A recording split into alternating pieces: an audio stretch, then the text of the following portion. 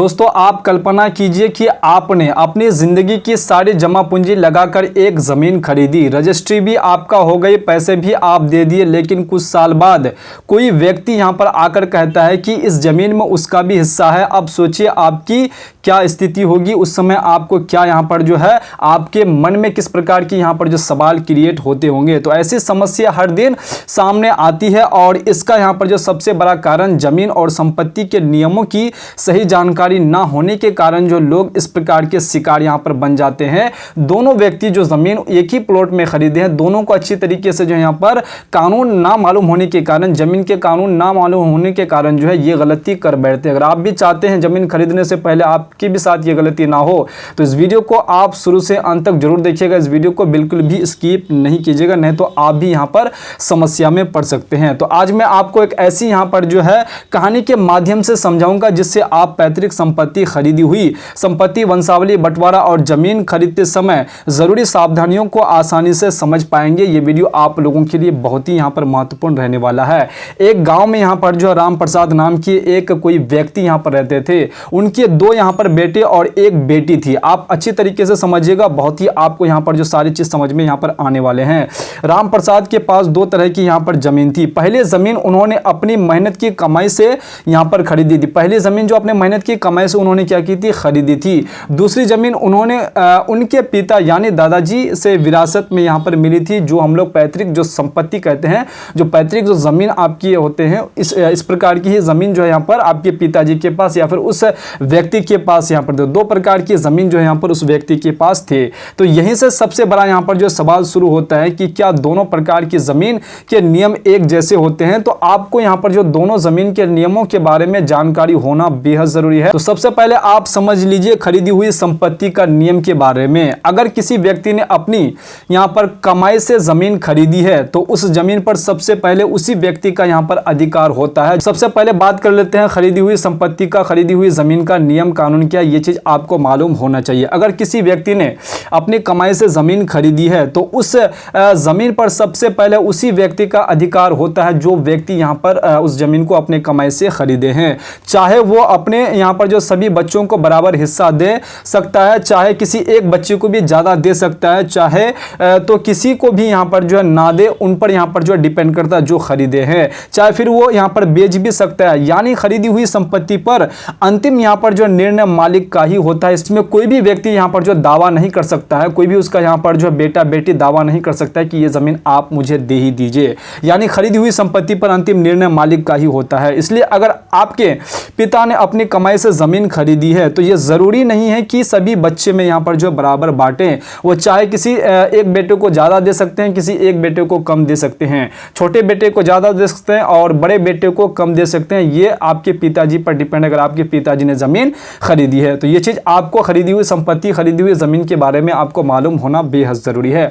अब बात करते हैं पैतृक या फिर खानदानी संपत्ति का यहां पर जो नियम। इस प्रकार की प्रॉपर्टी, इस प्रकार की जमीन का नियम क्या है। पैतृक संपत्ति वो संपत्ति होती है जो दादा परदादा से पीढ़ी दर यहां पर जो पीढ़ी चली आ रही है, इसे हम लोग यहां पर जो पैतृक संपत्ति, पैतृक जमीन कहते हैं।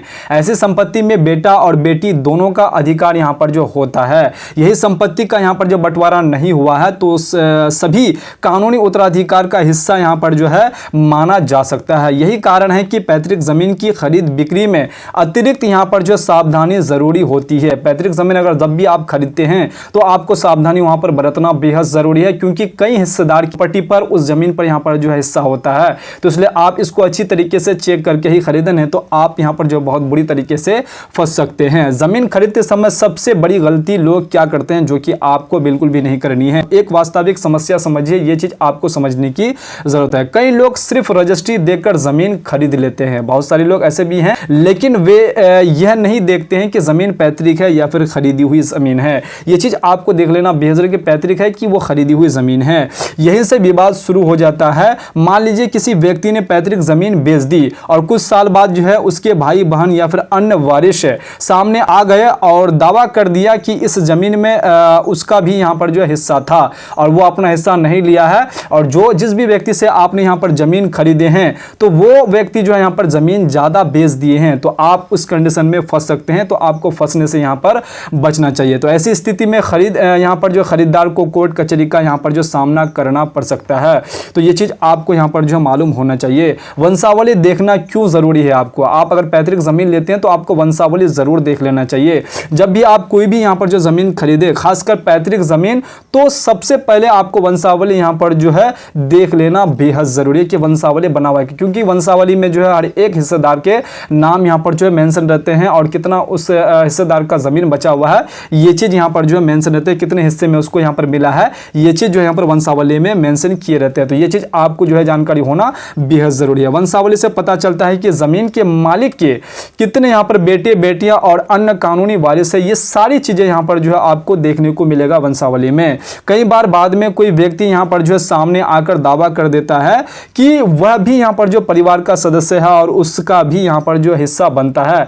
तो ऐसे विवाद में बचने के लिए जो है जमीन खरीदने से पहले पूरी जांच पड़ताल अवश्य आप करें, नहीं तो आप फंस सकते हैं। बंटवारा और नामांतरण का यहाँ पर जो महत्व क्या है ये चीज आप अच्छी तरीके से समझ लीजिए। एक और बड़ी गलती लोग तब करते हैं जब जमीन अभी भी पिता या फिर पूर्वजों के नाम पर होती है और कोई दूसरा व्यक्ति उसे बेचने की कोशिश करता है। ये भी गलती लोग बहुत करते हैं। तो ध्यान रखिए कि जिस व्यक्ति के नाम पर जमीन दर्ज नहीं है वह कानूनी प्रक्रिया पूरी यहाँ पर जो है किए बिना जमीन बेचने की स्थिति में नहीं होता है। तो ये चीज आपको मालूम होना चाहिए। पहले बंटवारा, नामांतरण और रिकॉर्ड में नाम दर्ज होना जरूरी है। ये चीज आपको ऑनलाइन चेक कर लेना जरूरी है। उसके बाद ही आगे की प्रक्रिया सुरक्षित मानी जाती है, ताकि आगे चल के अगर आप ये चीज अगर कर लेते हैं तो आगे चल के आपको परेशानी नहीं होगी जमीन आप जब भी खरीद लेंगे। तो कब्जा वाली जमीन का सच क्या है ये चीज आप जान लीजिए। अब बात करते हैं उन व्यक्तियों का जो व्यक्ति दूसरे व्यक्ति के जमीन को कब्जा यहाँ पर कर लेते हैं। कई जगह लोग वर्षों से किसी जमीन पर कब्जा करके रह रहे होते हैं लेकिन उनके पास यहाँ पर जो कोई वैध दस्तावेज नहीं होता है। तो ऐसी स्थिति में यह मान लेना कि जमीन आपकी यहाँ पर जो हो गई सही नहीं है, ये चीज आपको मालूम होना चाहिए।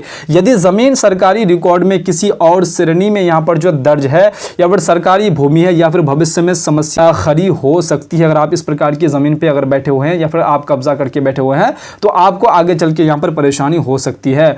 तो इसलिए आपको केवल कब्जा प्राप्त नहीं आपको करना है, वैध दस्तावेज भी यहाँ पर जो जरूरी होती है। इसलिए केवल आपका कब्जा ही पर्याप्त यहाँ पर नहीं होता है, वैध दस्तावेज भी आपका यहाँ पर जरूरी होते हैं। रजिस्ट्री में गलती हो गई है तो क्या करें? बहुत सारे लोग क्या करते हैं कि अनजाने में वह रजिस्ट्री को गलती कर देते हैं। रजिस्ट्री करवाते समय में यहाँ पर जो इन्फॉर्मेशन गलती यहाँ पर चलवा देते हैं। तो इस प्रकार के व्यक्ति क्या करें? कई बार जमीन की रजिस्ट्री में खाता खेसरा या फिर प्लॉट नंबर दर्ज हो जाता है।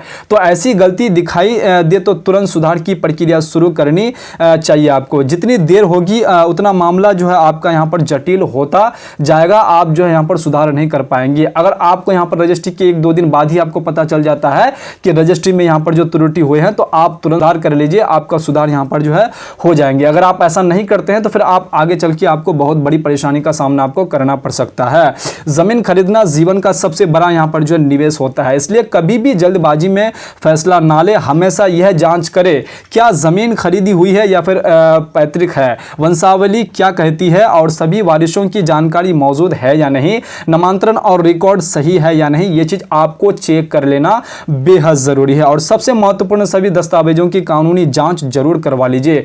थोड़ी सी सावधानी आपको लाखों रुपए के नुकसान और वर्षों की कोर्ट कचहरी से बचा सकती है। और बहुत सारे लोग थोड़ी ही पैसे के कारण जो है यहाँ पर क्या करते हैं, अपने जमीन को अच्छी तरीके से किसी दूसरे अमीन के द्वारा या फिर किसी दूसरे व्यक्ति के द्वारा, वकीलों के द्वारा यहाँ पर जो चेक नहीं करवाते हैं और वो जो है यहाँ पर बिना देखे बिना जांचे जो है जमीन खरीद लेते हैं। उसके बाद उसे कोर्ट कचहरी का चक्कर बाद में यहाँ पर जो है लगाना पड़ता है, समय बर्बाद होता है, पैसा उसका बहुत खर्च होते हैं। तो ये चीज अगर आप चाहते हैं कि आपके साथ ना हो तो आपको इस प्रकार की कानूनी जानकारी होना बेहद जरूरी, क्योंकि मैं इस चैनल पर इस तरीके की वीडियो में जो है अपलोड करता रहता हूं। अगर आप इस चैनल से अगर जुड़े हुए हैं तो आपको बहुत कुछ यहाँ पर जो इस चैनल से यहाँ पर नॉलेज मिलते रहेंगे। अगर आप अभी तक चैनल को सब्सक्राइब नहीं किया तो चैनल को जरूर सब्सक्राइब करके रखिएगा। अगर आपको यह जानकारी उपयोगी लगी है तो वीडियो को आप लाइक जरूर कर दीजिएगा और चैनल को साथ में सब्सक्राइब करना बिल्कुल नहीं भूलिएगा और अपने दोस्तों के साथ जरूर इस वीडियो को शेयर कीजिएगा ताकि वो लोग भी जागरूक रहे और जमीन खरीदते समय यहाँ पर ये सारी बातें उनको अगर मालूम रहेंगे तो वो भी अच्छी तरीके से जमीन खरीद खरीद पाएंगे।